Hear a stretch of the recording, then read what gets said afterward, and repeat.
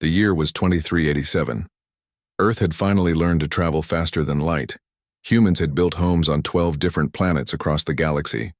Captain Jake Morrison flew his ship through the dark space between stars. He worked for the Earth Defense Fleet, keeping watch over human worlds. On a quiet Tuesday morning, everything changed.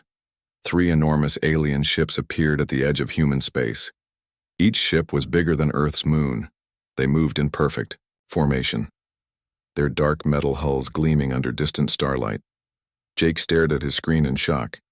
In all his years of space travel, he had never seen anything like these vessels. They were beautiful and terrifying at the same time. Strange symbols glowed along their sides, pulsing with an eerie blue light. "Sir, we're getting a transmission," said his communications officer, Danny Walsh. His voice shook as he spoke. "It's coming from all 3 ships at once." "Put it on screen," Jake ordered. The view screen flickered. A creature appeared that made Jake's blood run cold. It looked like a giant insect crossed with a machine. Its 4 eyes glowed red, and metal plates covered half its face. When it spoke, its voice sounded like grinding steel. "I am Admiral Vextar of the Zephyrian Empire," the alien said. "Your species has entered our territory without permission. You have exactly 72 hours to surrender all your worlds and submit to Imperial rule. If you refuse, we will destroy every human in the galaxy." The transmission ended. Jake's bridge fell silent. His crew of 20 men and women stared at the screen in disbelief. After a moment, Jake's second-in-command, Lieutenant Amy Foster, spoke up. "Sir, should we contact Earth Command?" "Do it now," Jake said. "And get me Commander Lisa Park. If anyone can talk our way out of this, it's..." Commander Lisa Park was Earth's best diplomat. She had spent years learning about alien cultures, hoping that one day humans would meet friendly neighbors among the stars. She had not expected their first contact to be a death threat. Lisa's ship, the Peacekeeper, rushed to meet the alien fleet. She brought with her a team of linguists, scientists, and cultural experts. They had prepared gifts and peaceful greetings in dozens of languages. None of that seemed to matter now. "This is Commander Lisa Park of the United Earth Government," she broadcast to the alien ships. "We come in peace. Humans are new to the galaxy. We didn't know this was your territory. We want to work together and be friends." Admiral Vextar's laughter filled the communication channel. It was a horrible sound, like metal scraping against stone. "Friends?" he said. "Primitive species don't make friends with the Empire. They bow down or they die. That is the way it has always been." "But we can share this space," Lisa insisted. "The galaxy is huge. There's room for everyone." "You don't understand," Vextar replied. "We have ruled this sector for 2,000 years. We have conquered over 200 worlds. Every species learns the same lesson: resist the Empire and face extinction." Lisa tried to stay calm, but fear crept into her voice. "Surely we can find a peaceful solution. We have resources we can trade. Our scientists could work with yours. Violence doesn't have to be the answer."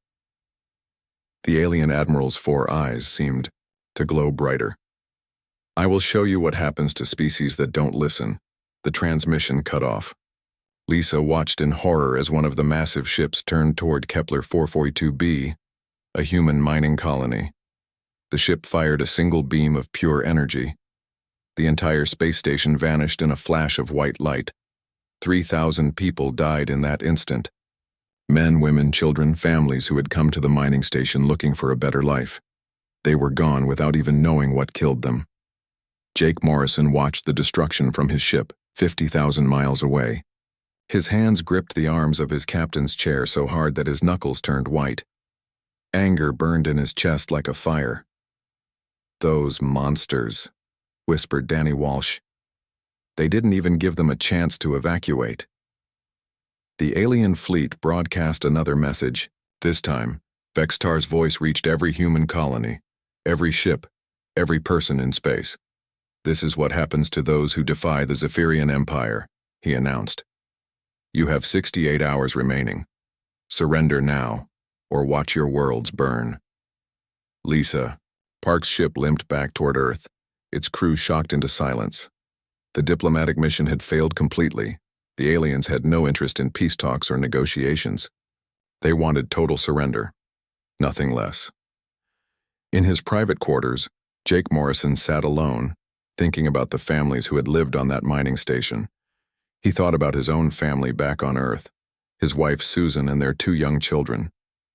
He imagined Vextar's ships hanging over Earth like dark clouds threatening everything he loved.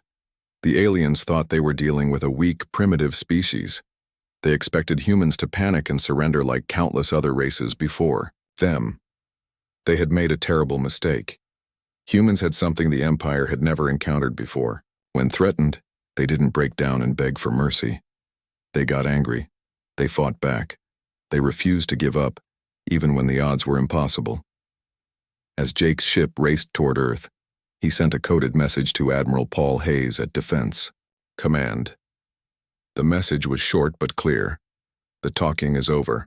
Time to show these aliens what humans do to bullies. The Zephyrian Empire had ruled the galaxy for 2 millennia through fear and overwhelming force. They had never met a species that fought back with pure stubborn rage. They had never faced an enemy that got stronger when cornered. Admiral Vextar thought he was conquering another weak civilization. Instead, he had just declared war on the most dangerous predators in the galaxy. He would learn this lesson too. Late the 72-hour countdown had begun. Earth's response would shock the galaxy. The news hit Earth like a bomb. President Amy Carter sat in the White House war room, watching reports flow in from across human space. The holographic screens showed the faces of scared governors from 12 different worlds. They all asked the same question. What could Earth do against an empire that controlled 200 star systems? Ladies and gentlemen, President Carter said, her voice steady despite the fear in her eyes. We face the greatest threat in human history, but we are not helpless. General Paul Hayes stood at the head of the table. He was a tall man with gray hair and scars from the colonial wars. His face looked grim as he spoke. The numbers are not good, he admitted. We have 847 combat ships. Intelligence says the Empire has over 15,000 warships. In a straight fight, we would lose in days. The room fell silent. Governor Mike Johnson from Alpha Centauri spoke up. Then we should surrender. Maybe they'll let some of us live. No, said a new voice. Chief Engineer Rosa Martinez stepped forward. She was a small woman with dark hair and oil stains on her uniform, but her eyes burned with determination. I've been working on something, Rosa continued. The aliens think they know how wars are fought. They expect us to line up our ships and trade shots like gentlemen. But humans don't fight fair when our families are threatened. She pressed a button, and new images appeared on the screens. They showed mining ships fitted with massive engines, cargo haulers loaded with nuclear weapons, even passenger liners, equipped with military shields. Every human ship is now a weapon, Rosa explained. Every space station is a fortress. Every asteroid mining operation is a missile battery. The aliens have never seen anything like this. President Carter nodded. Slowly. What about casualties? How many people will we lose? General Hayes answered honestly. Maybe all of us, but if we surrender, we lose our freedom forever. Our children become slaves. Our culture disappears. At least this way we go down fighting. Captain Jake Morrison had been listening quietly. Now he stood up. Ma'am, I volunteer to deliver our response to the aliens. Jake, they'll probably kill you, President Carter said. Maybe. But someone has to tell them what humans are really like. Someone has to look that alien monster in the eye and show him we're not afraid. The president thought for a long moment. Outside the windows, she could see people in the streets. Some were crying. Others were angry. All of them were looking to their leaders for hope. Very well, Captain. Take your ship. But I want you to use a white flag. Follow the old rules of war. Give them a chance to hear our message. Jake nodded. What should I tell them? Rosa Martinez smiled, but it was not a pleasant smile. Tell them they picked a fight with the wrong species. 2 hours later, Jake's ship approached the alien fleet. His vessel looked tiny next to the massive Zephyrian warships, but Jake felt no fear as he opened a communication channel. "This is Captain Jake Morrison of the Earth Defense Fleet," he broadcast. "I carry a message from the United Earth Government. I request permission to speak with Admiral Vextar." The response came quickly. "Permission granted, human. Prepare to surrender your pathetic worlds." Jake's ship docked with the alien flagship. He walked through corridors filled with strange technology and breathing apparatus. The air smelled like metal and electricity. Finally, he reached the bridge. Admiral Vextar was even more terrifying in person. The alien stood 9 feet tall with 4 arms and skin like black metal. His red eyes studied Jake like a scientist looking at a bug. "So," Vextar said, his voice echoing through translation devices. "The humans have come to beg for their lives. Very good. Tell me your surrender terms." Jake took a deep breath. Every word he spoke next would be recorded and sent back to Earth. History would remember this moment. "Admiral Vextar," Jake said, his voice clear and strong, "I bring you a message from Earth. You have 24 hours to leave human space and never return. This is your only warning." The alien bridge fell completely silent.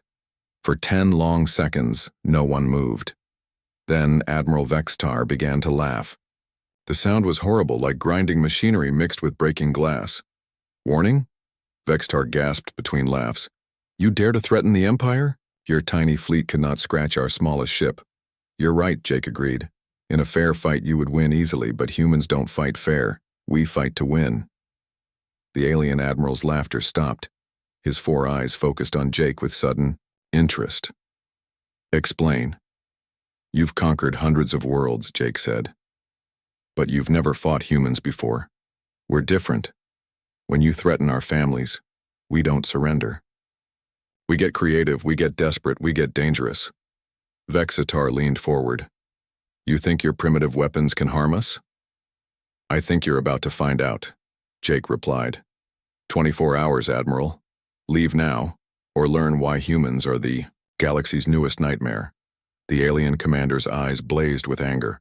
"Guards, destroy this insect." But Jake had expected this. His ship's experimental shields flared to life, deflecting the first wave of alien weapons. He ran for his vessel as alarms screamed throughout the flagship. "You will all die," Vextar roared behind him. "I will burn your worlds to ash." Jake's ship escaped just as the alien weapons overloaded his shields. But he had what he came for, a recording of the Empire's response. As his ship raced back to Earth, he sent a message to all human colonies. "The talking is over. Time to show these aliens what happens when you threaten Earth." Admiral Vextar was furious. No species had ever dared to threaten the Zephyrian Empire. In 2,000 years of conquest, enemies either surrendered immediately or died quickly. These humans would learn their place. "Mobilize the Third Fleet," he ordered his officers. 200 of our finest warships. I want every human world turned to glass." The Third Fleet was the Empire's hammer. They had used it to crush the rebellion on Ketra Prime. They had used it to destroy the warrior clans of Vega 7. Now they would use it to make an example of Earth. But while the aliens prepared for a normal war, humans prepared for something entirely different. Across 12 worlds, a secret plan went into action. It was called Protocol Omega, and Earth had been building toward it for 50 years. On Mars, the mining colonies activated hidden missile batteries. The mineral extractors were actually military railguns capable of launching projectiles at near light speed. Workers who had been miners for decades suddenly revealed themselves as trained soldiers. At the Jupiter research station, scientists began powering up weapons that had been disguised as solar collectors. The massive arrays could focus starlight into beams hot enough to cut through alien armor. Even the civilian cargo ships carried surprises. Commander Steve Walsh led a convoy of freight haulers toward Proxima Centauri. To alien sensors, they looked like harmless merchant vessels trying to evacuate. The truth was far deadlier. "Remember," Steve told his pilots over the radio, "we only get one shot at this. Make it count." Each cargo ship carried enough nuclear weapons to destroy a small moon. Their pilots were volunteers who knew they probably wouldn't survive. But they also knew their sacrifice would save millions of human lives. The first battle began at Proxima Centauri. 20 Zephyrian cruisers dropped out of hyperspace expecting to find a terrified human colony, begging for mercy. Instead, they found Steve Walsh and his merchant fleet waiting for them. "This is Commander Walsh of the cargo vessel Earth's Pride," Steve broadcast. "You are entering human space. Turn around now." The alien commander, Captain Thexmar, laughed at the transmission. "Cargo ships against Imperial cruisers? You humans truly are insane." "Maybe," Steve replied, "but you're about to learn why that's a bad thing." The alien ships opened fire, expecting easy victories. Their energy beams struck the cargo ships, but the vessels didn't explode. Instead, they revealed military-grade shields hidden beneath. "They're civilian hulls." "Now!" Steve shouted. The cargo ships split open like flowers blooming. Nuclear missiles poured out by the hundreds, each one guided by a human pilot willing to die for his species. The Zephyrian formation disappeared in a wall of atomic fire. Captain Thexmar's flagship survived the first wave, but his shields were failing. "Impossible," he whispered. "They're just cargo ships." "No," Steve said over the radio as his own ship prepared to ram the alien vessel. "We're humans, and we don't know how to quit." The battle lasted 6 hours. When it ended, 18 Zephyrian cruisers were destroyed. Only 2 escaped to report what they had seen. But the human cost was terrible too. Every cargo ship was gone, along with their brave crews. On Earth, Dr. Maria Santos watched the battle reports from the command center. She was a specialist in alien psychology, and she understood something important about the Zephyrians. They were used to enemies who fought by the rules. They expected orderly battles with clear winners and losers. "They don't understand us yet," Maria told General Hayes. "But they're learning. The next attack will be different." She was right. Admiral Vextar studied the battle recordings with growing alarm. The humans had turned merchant ships into weapons. They had hidden military bases inside civilian colonies. They fought like cornered animals, using tactics no civilized species would consider. "They have no honor," Vextar told his staff. "No proper military discipline. They fight like savages."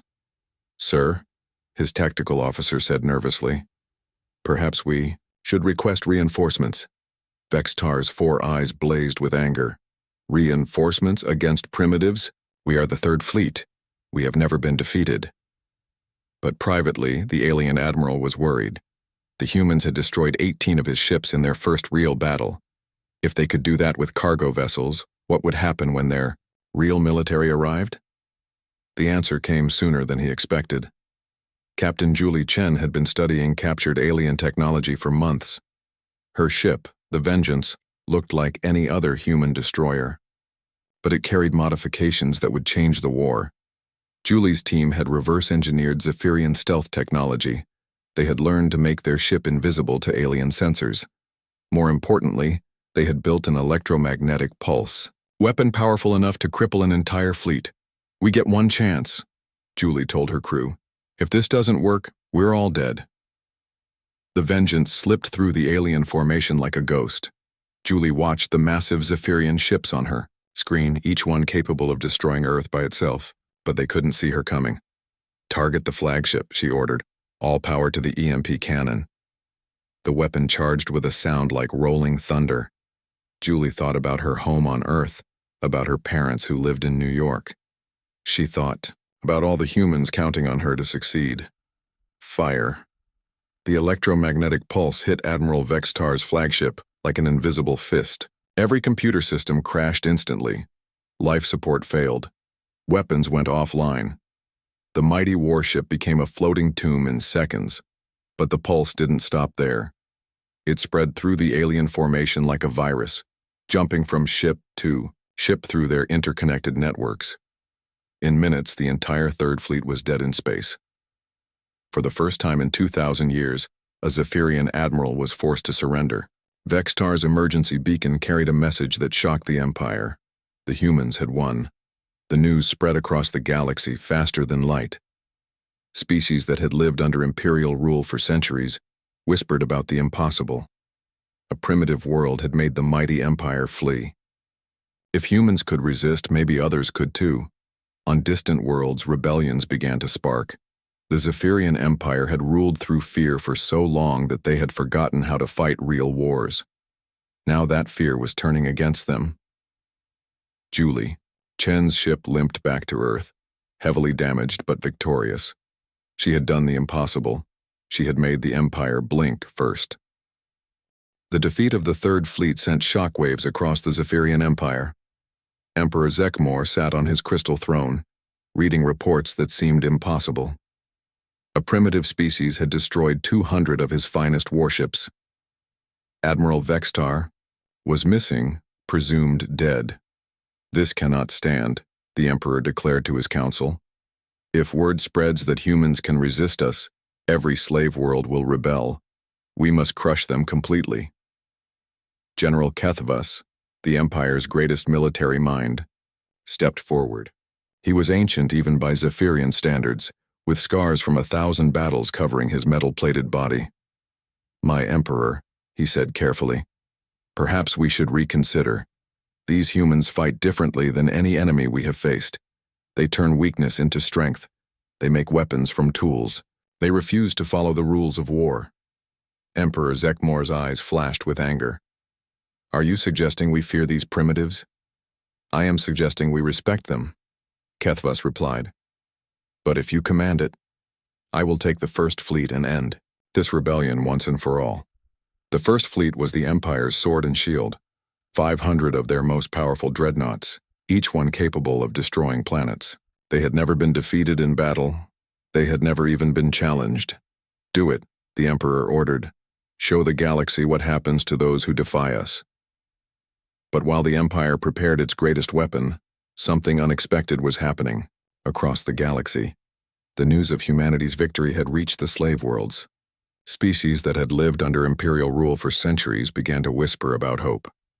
On Ketra Prime, the survivors of the failed rebellion 20 years ago met in secret caves. "If humans can fight the Empire and win," said their leader, an old warrior named Vexta, "then maybe we can try again." On the mining world of Draxa, workers who had been slaves for generations began to plan. Their leader, a young woman named Zara, had studied the human battle reports. "Look how they fight," she told her followers. "They use everything as a weapon. Even their cargo ships become warships." Similar meetings happened on 17 different worlds. The Zephyrian Empire's greatest fear was coming true. Rebellion was spreading like wildfire. On Earth, President Carter received a message that changed everything. It came from Vexta of Ketra Prime. "Humans of Earth, we have heard of your brave fight against the Empire. We want to join you. We want to be free." More messages followed. The Draxans offered their mining technology. The Calarians shared their knowledge of alien ship designs. The Torvax master engineers sent blueprints for advanced weapons. "My God," whispered General Hayes as reports poured in. "We're not alone anymore."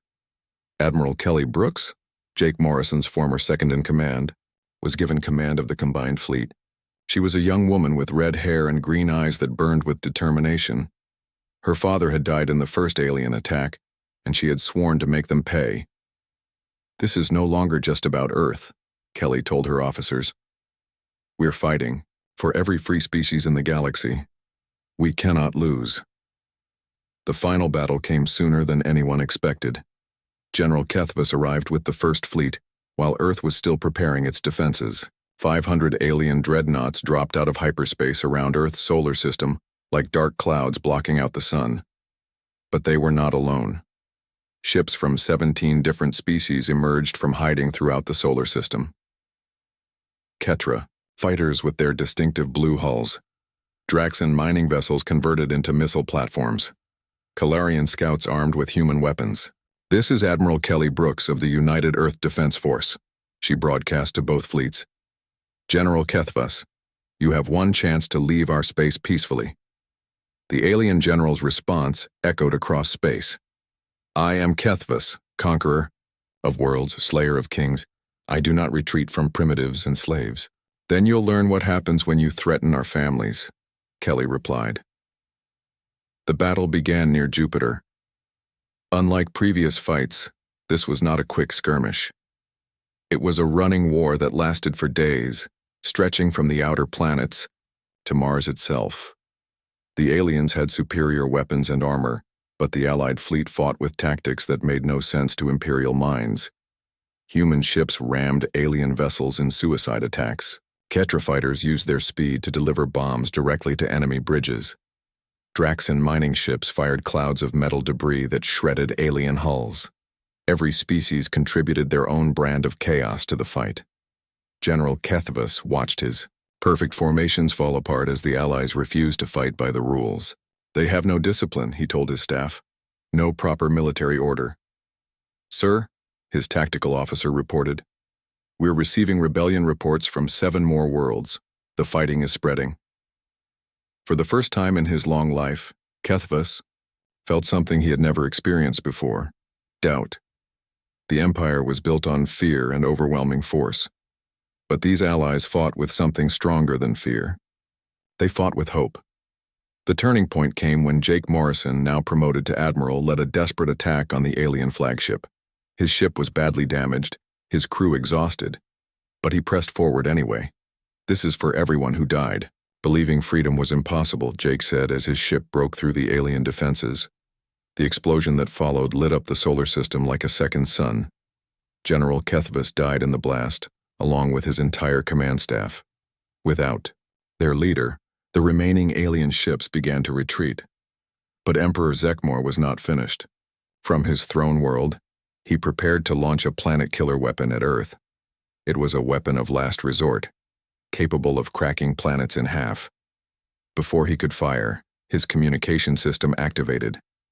President Carter's face appeared on screens across the Empire, broadcasting to every world, every ship, every citizen. People of the galaxy, she said, her voice calm but strong. The Zephyrian Empire has ruled through fear for too long. Today that ends. Any world that wants freedom need only ask. Earth and our allies will stand with you. The response was immediate. Rebellions erupted on 50 worlds simultaneously. The Empire's garrison fleets found themselves fighting desperate battles on multiple fronts. Their supply lines collapsed. Their communication networks failed. Emperor Zekmor realized the terrible truth. His empire was falling apart. The humans had not just defeated his fleets. They had given the galaxy something far more dangerous than weapons. They had given them hope. 3 days later, a white flag transmission reached Earth. Emperor Zekmor himself appeared on screen, his proud features twisted with defeat. Humans of Earth, he said through gritted teeth, the Zephyrian Empire offers terms of peace. President Carter's response became legend across the galaxy. We didn't start this war, but we finished it. Remember this lesson well. Earth protects its friends, and we never forget our enemies. The treaty was signed 1 week later. The Zephyrian Empire agreed to free all slave worlds and pay massive reparations. More importantly, they acknowledged Earth as an equal power in galactic affairs. Admiral Kelly Brooks stood on the bridge of her flagship, looking out at Earth's blue skies.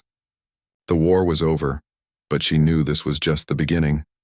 Humanity had earned its place among the stars not through conquest, but by proving that freedom was worth any price. In schools across the galaxy, alien children would learn about the species that changed history with a single warning. They called them the humans, the ones who taught the universe that some threats should never be ignored.